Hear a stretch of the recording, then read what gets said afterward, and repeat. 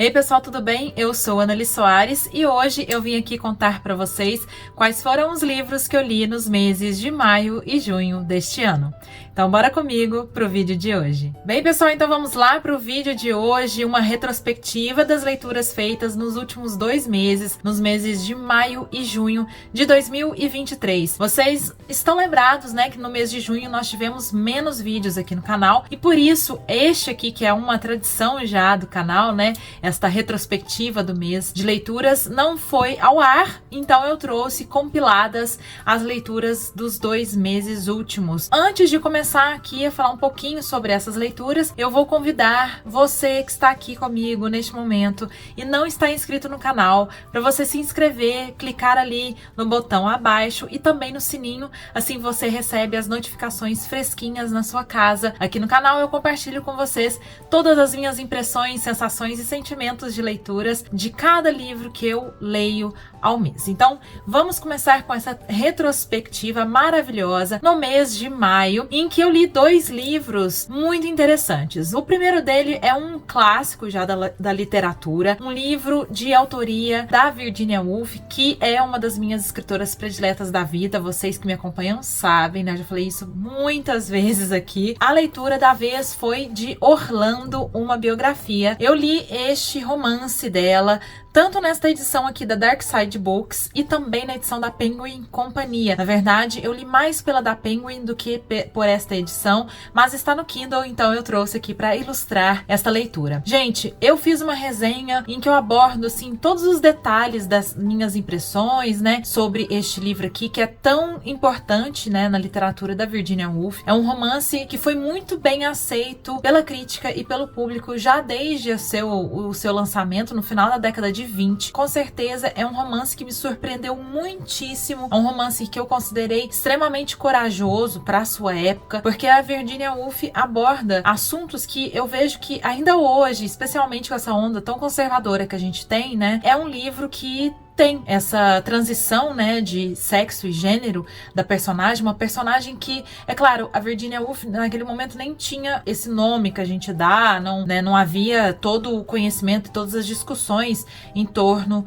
de pessoas transexuais e transgênero, mas essa personagem dela, o Orlando, a gente acompanha, né, o início da história, Orlando como um rapaz, um jovem de mais ou menos 16 anos, as suas aventuras e desventuras, até ele por volta dos 20 e poucos anos, e depois, né, de uma viagem que eu conto para vocês na resenha, ela se torna então uma mulher e volta para Inglaterra sendo a Lady Orlando. É um livro, portanto, assim, muito cheio de camadas, de questões assim abordadas em torno do gênero, do papel da mulher na sociedade, né? Uma Inglaterra aristocrática, como que essa personagem enxerga, né, as diferenças de regras sociais, de conduta e tudo mais. É muito interessante, assim como a Virginia Woolf era perspicaz e sensível, né, em torno das questões da mulher, né, na sociedade. Ela escreveu muitíssimo sobre isso também em ensaios, crônicas e nos seus romances e contos. Então, assim, é um livro muito interessante, muito divertido, com uma ironia refinadíssima da Virginia e que eu recomendo muito para vocês. Inclusive, eu considerei bastante diferente daquela leitura feita,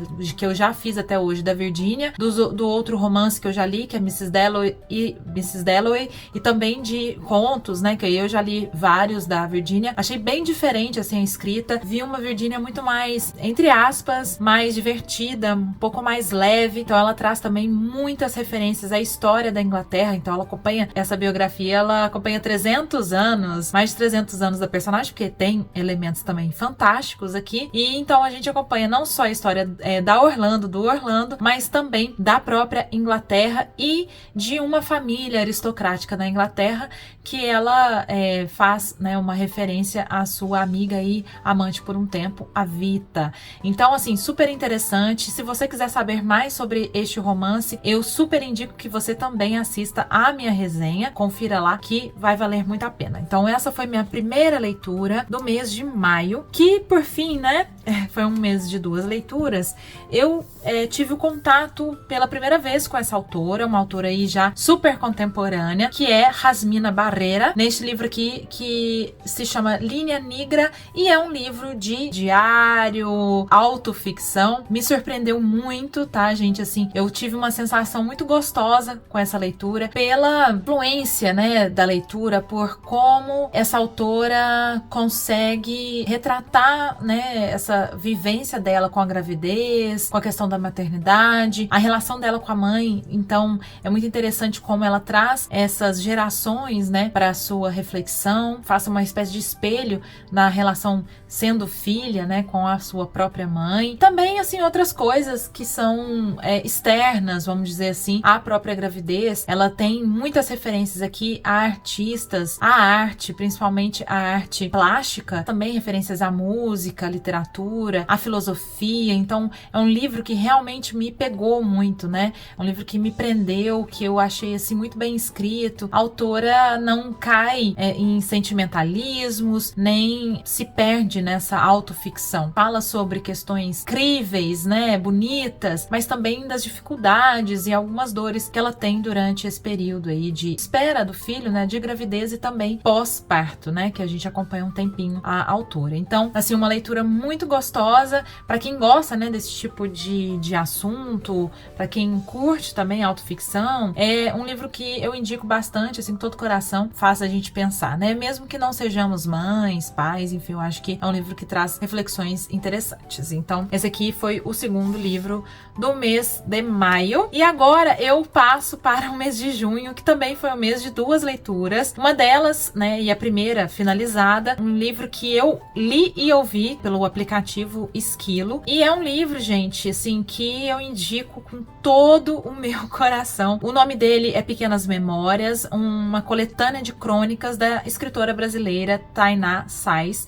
que eu tenho muita honra e muito carinho em dizer que é minha amiga. E a Tainá escreve divinamente, eu não me canso de falar isso, né? Eu já indiquei a Tainá muitas vezes para muitas pessoas que me procuram, não só pela leitura de Tainá, né? Ela tem o Sutilezas Atômicas no Instagram, nas redes sociais, com algumas partilhas sobre a vivência, né, da escrita, sobre a própria experiência, né, em torno da escrita. Ela dá oficinas belíssimas, eu já fiz quase todas as oficinas da Tainá, então de verdade é uma autora que eu admiro muito. E este livro Pequenas Memórias, essa reunião de crônicas, desculpe, é um livro que tem tudo a ver com o que ela prega, né, entre aspas, mas o que ela sempre diz sobre esse olhar para o pequeno, né, as pequenas memórias que ela até coloca no título, o pequeno cotidiano, as próprias memórias que ela resgata, né, ficcionalizando de certa maneira, né, porque aí entra uma questão que eu sempre penso, né, será que existe uma memória sem alguma ficção? O tempo passa, nós vamos de certa maneira ficcionalizando as nossas próprias memórias, mas enfim, ela traz então essas experiências da vida dela, algumas passagens da vida dela que poderiam, a olhos menos sensíveis, parecer banais, parecer olvidáveis, mas a Tainá traz de maneira tão sensível, sabe, numa escrita tão